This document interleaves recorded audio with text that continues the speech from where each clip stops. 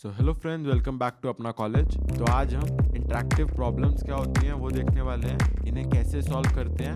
तो हमारी जो तीन फेमस प्रोग्रामिंग लैंग्वेज है, जावा, पाइथन और सी प्लस प्लस, तीनों में हम इसका कोड लिख के देखेंगे कि क्या क्या तरीके होते हैं, कैसे इन्हें सॉल्व करना होता है।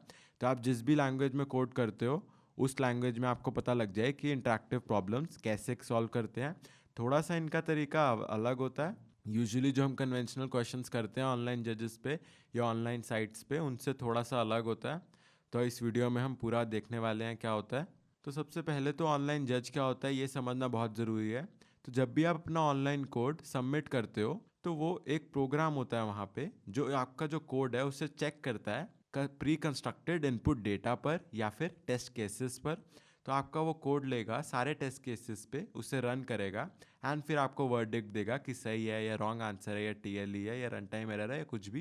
तो आपको उसके अकॉर्डिंग ही वो रिजल्ट देगा। वो जो प्रोग्राम है हम उसे ऑनलाइन जज बोलते हैं कि वो आपका कोड जज कर रहा होगा करेक्टनेस की ओर। तो अब देखते हैं इंटरेक्टिव प्रॉब्लम क्या होती है। तो कभी कभार क्या होता है कि जो प्री कंस्ट्रक्टेड डेटा होता है या टेस्ट केसेस होते हैं वो इतनी इजीली डिफाइंड नहीं होते हैं। जो इनपुट टेस्ट केसेस ऑनलाइन जज देने वाला है वो आपके कोड का जो आउटपुट होगा उसके कॉरेस्पॉन्डिंग होगा। यानी कि मान लो अगर आपने कुछ आउटपुट दिया x, तो x के कॉरेस्पॉन्डिंग क्या इनपुट जनरेट करके देगा वो आपके कोड के अकॉर्डिंग होगा, वो आपके x के अकॉर्डिंग होगा। तो प्री डिफाइंड नहीं होगा कि ये इनपुट आएगा। जिस तरीके से आप उसको आउटपुट दोगे वो आपको वैसा ही इनपुट देगा। तो आपका जो कोड होगा और जो ऑनलाइन जज होगा वो एक तरह से इंटरेक्ट कर रहे होंगे, आपस में बात कर रहे होंगे। तो इस इंटरेक्शन की वजह से इन्हें हम इंटरेक्टिव प्रॉब्लम्स बोलते हैं। एंड वो जो ऑनलाइन जज का जो प्रोग्राम होगा उससे हम इंटरेक्टर बोल देते हैं कि वो आपके कोड से इंटरेक्ट कर रहा होगा। जो आउटपुट आपका कोड जनरेट कर रहा होगा उसके कॉरेस्पॉन्डिंग आपको वो इनपुट दे रहा होगा। तो अब सवाल ये आता है कि आप कम्युनिकेट कैसे करोगे ओजे से या ऑनलाइन जज से। तो सिंपल सा है, जैसे हम आउटपुट देते ही हैं C out C in, scan F, print print system dot out dot print L N Java में या प्रिंट खाली पाइथन में। तो ठीक उसी तरीके से जैसे आप नॉर्मल आउटपुट भेजते हो ठीक वैसे ही आप उससे कम्युनिकेट कर पाओगे। बस इसमें ये ध्यान रखना होता है कि किसी भी लैंग्वेज में अगर आप कोड करो तो आपको जो इनपुट है वो फ्लश ज़रूर करना पड़ेगा। फ्लश करना इनपुट को बहुत ज़्यादा ज़रूरी है।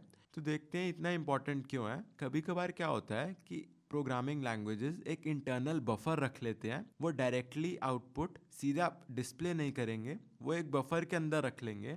फिर जब बफर के अंदर दो चार आउटपुट लाइंस एक्यूमुलेट हो जाएंगी फिर एक ही बारी उन्हें सिस्टम पर भेजेंगे, कंसोल पे भेजेंगे। तो उस बफर को अवॉइड करने के लिए, क्योंकि अगर वो बफर में चला गया तो वो इंटरेक्टर से इंटरेक्ट नहीं कर पाएगा, ऑनलाइन जज उसे देख नहीं पाएगा। तो उस चीज़ को अवॉइड करने के लिए जब भी हम कुछ सी आउट करेंगे तो हम साथ में फ्लश कर देंगे कि अगर वो उस बफर में जा रहा है तो वो उस बफर से निकलकर सीधा कंसोल में चला जाए, सीधा हमारे ऑनलाइन जज के पास वो मैसेज चला जाए। तो अब फ्लश कैसे करेंगे वो देखेंगे हम जब कोड लिख रहे होंगे।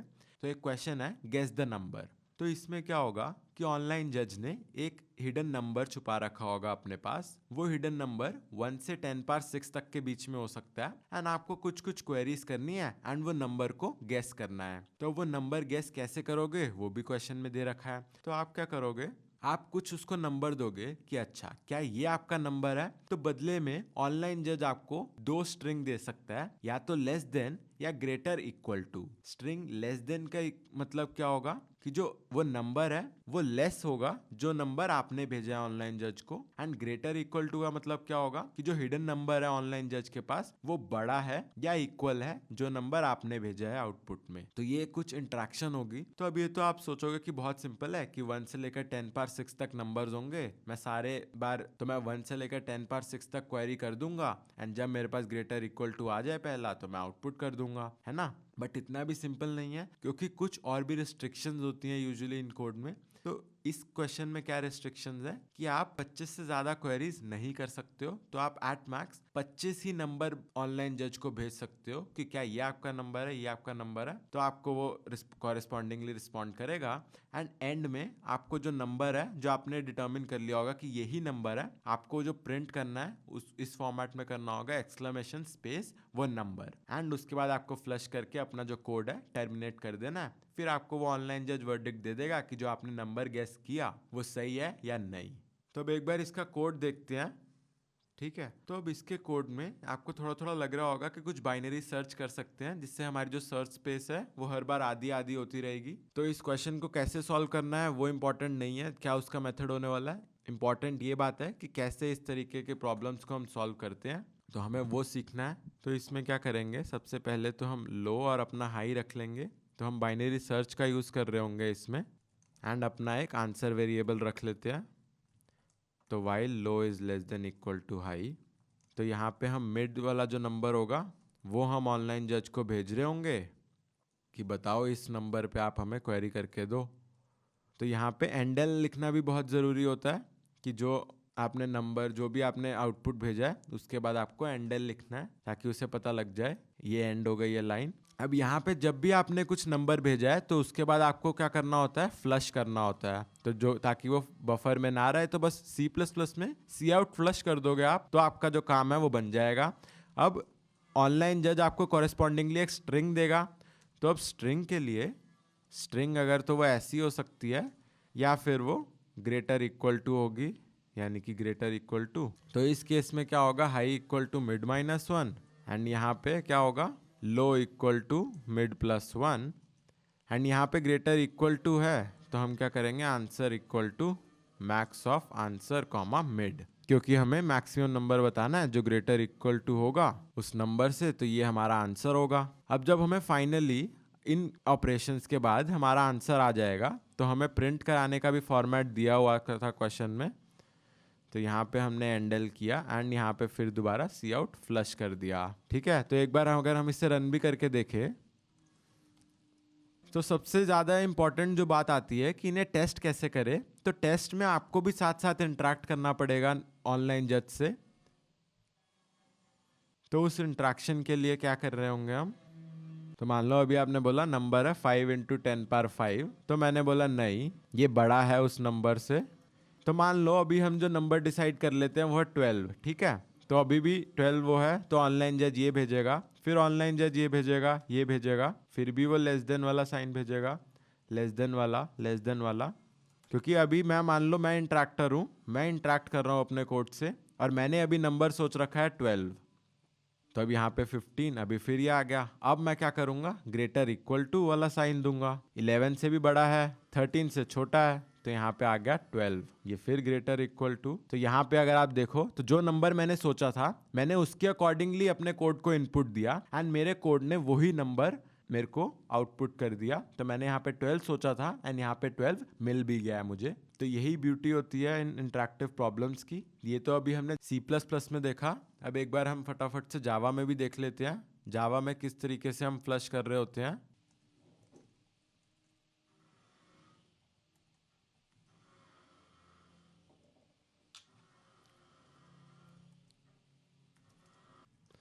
तो अब जावा में जब कोड लिखते हैं तो सबसे पहले तो हमने एक स्कैनर ले लिया, अपना स्कैनर बना लिया, एंड अपना जो नंबर था वो यहाँ पे लिख लिया, लो और हाई डिफाइन कर लिए। लॉजिक तो सेम ही रहने वाला है, बस यहाँ पे मेन मोटिव तो था हमारा वो जावा में कैसे फ्लश करते हैं वो दिखाना है। यहाँ पे भी हम बाइनरी सर्च ही लगा रहे हैं। तो जावा में जब हम प्रिंट करेंगे तो system.out.println मिड यहाँ पे मैंने प्रिंट करा। अब मुझे जब फ्लश करना है तो मैं क्या करूँगा, system.out.flush को कॉल कर दूंगा। फिर यहाँ पे string s equal to in.next, यहाँ पे मैंने इनपुट ले लिया। इफ s डॉट इक्वल्स ये आ गया, तो high equal to mid -1, else answer equal to math dot max answer comma mid, and इस केस में लो इक्वल टू मिड +1। अब जब आउटपुट प्रिंट करना है तो system.out प्रिंट, यहाँ पे मैंने अपना आंसर प्रिंट कर दिया, एंड फाइनली दोबारा जो था सिस्टम हमें फ्लश करना है, तो system.out.flush। तो जावा में भी ऐसा ही कोड था, बस देखना था हमें फ्लश कैसे करते थे। तो system.out.flush से जावा में फ्लश हो जाएगा, एंड ये हमने कोड जावा में भी लिख लिया है। एक बार पाइथन में भी अगर हम चाहें तो फटाफट लिख सकते हैं। तो पाइथन में हमें क्या करना होगा, sys इंपोर्ट करके stdout इंपोर्ट कर लेंगे। लॉजिक तो इसमें भी सेम ही रहने वाला है। फटाफट से मैं कोड कर देता हूँ।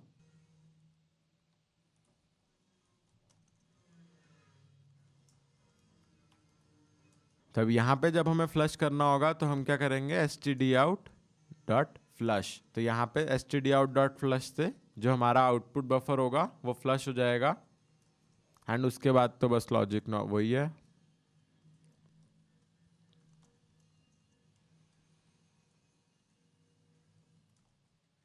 एंड अपना जो फाइनल आंसर होगा वो यहाँ पे प्रिंट करना है। तो नॉट इक्वल टू यहाँ पे, उसके बाद एंड में फिर दोबारा फ्लश करना है। बस यही कोड था हमारा। पाइथन में अगर लिखना हो तो पाइथन में हम stdout.flush करते हैं। तो अभी हमने देख लिया तीनों फेमस लैंग्वेजेस में कैसे इंटरैक्टिव प्रॉब्लम सॉल्व करते हैं। एंड इस प्रॉब्लम को बस आपको ऑनलाइन जेट पे सबमिट करना है एंड आपका एसी आ जाएगा। आई होप आपको समझ आ गया हो इंटरैक्टिव प्रॉब्लम्स के बारे में सब कुछ एकदम आपको डिटेल में, क्यों हम फ्लश करते हैं, कैसे हम सॉल्व करते हैं, कैसे बैकएंड में इंटरेक्शन चल रही होती है। तो आई होप आपको ये वीडियो समझ आई हो एंड हम मिलेंगे नेक्स्ट वीडियो में। बाय।